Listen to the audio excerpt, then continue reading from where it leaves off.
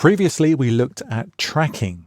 Now let's look at its close cousin, kerning, and the same definition that we saw in the previous movie, but just in case you weren't there, kerning is adjusting the spacing between a pair of characters, tracking adjusting the spacing across a range of characters. They have the same keyboard shortcut. That keyboard shortcut, Option or Alt, left arrow to go tighter, right arrow to go looser. Now that's tracking that I'm doing there. If I want to be doing kerning, put my cursor between a pair of characters and use the same shortcut. As with tracking, I suggest that you reduce the default unit from 20 to 1 so that you have finer control. And this you can do in your units and increments preferences. Windows users, your preferences are under the Edit menu. Right there. Now, actually, there are two types of kerning in InDesign. There's the manual kerning, which is what I've been referring to thus far. There's also automatic kerning. Now, automatic kerning just happens on the text without you doing anything.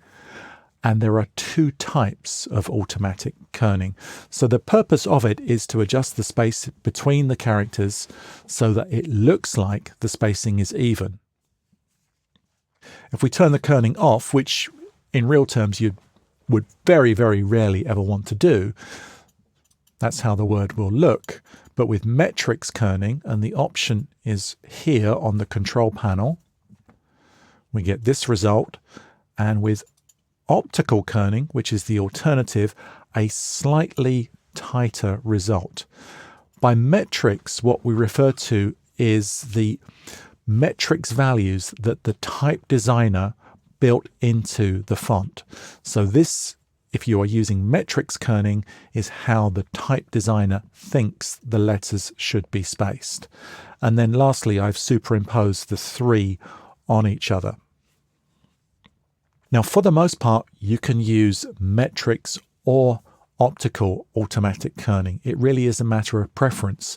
It's going to vary from font to font, depending on the nature of the metrics values that are built into the font. But try them and see. Whichever one you like best, that's the one to use.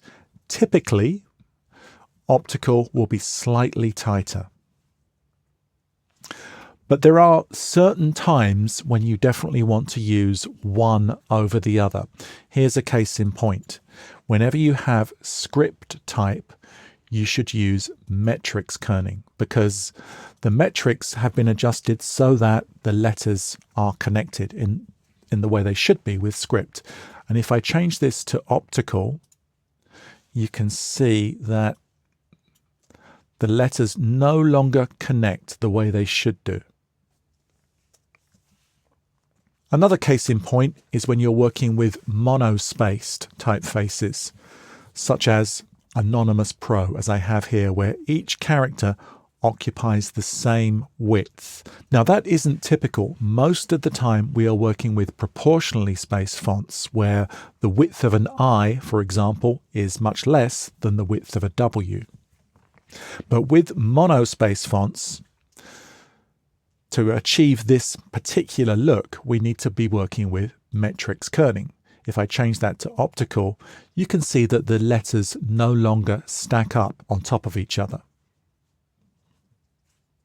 Another time when you want to be using metrics kerning is when you are using tabular numbers in tables. Now, when I come to talk about open type features later on, I'll be talking about tabular numbers. But for now, let me just say that if you are using them, I'm going to select the whole table there by pressing Command Option A and then press Command or Control T to bring up my character panel.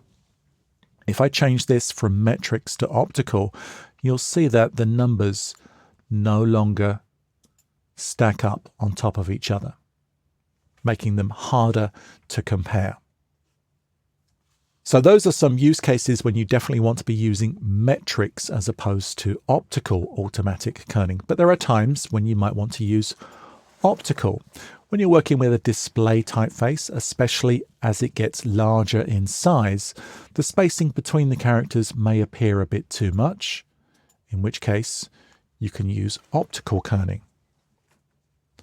Or if you are creating some sort of type treatment that involves combining letters from different fonts in the same word. Admittedly, it's not often that you do that, but if you were to do it, there wouldn't be any kerning metrics to decide, for example, the spacing between an R in Museo Sans and a T in Palatino. No such thing exists. So you would need to use optical kerning. And if I change this to metrics, you can see that the spacing becomes wider. Now let's move on to manual kerning and a few use cases for this. If you are working with a drop cap, and I'll be talking about drop caps in the chapter on paragraph formatting, sometimes there may be a character collision, as we see here on the left, where the W is bumping into the H. To fix this, we insert the cursor between those two characters, hold down Option or Alt, and tap the right arrow. Or maybe you have a headline. I'm going to choose my selection tool and press W to go to my normal view mode, where I have a non-printing layer that will now turn on, just to indicate how much manual kerning has been applied between each letter pair. Now this is entirely subjective, but I felt, for example, that I wanted to tuck the period or full stop under the P. So in that case, I needed minus 200 units of manual kerning. And incidentally, if you place your cursor between a letter pair, here on the control panel, it tells you how much kerning adjustment there is between those two letters. So between the W and the A, there is minus 25 units of adjustment. Because it's in parentheses, that's the indicator that that adjustment is automatic kerning. Whereas for my custom example down here, I have increased that to minus 43. And you notice that that number is not in parentheses. That is manual as opposed to automatic kerning.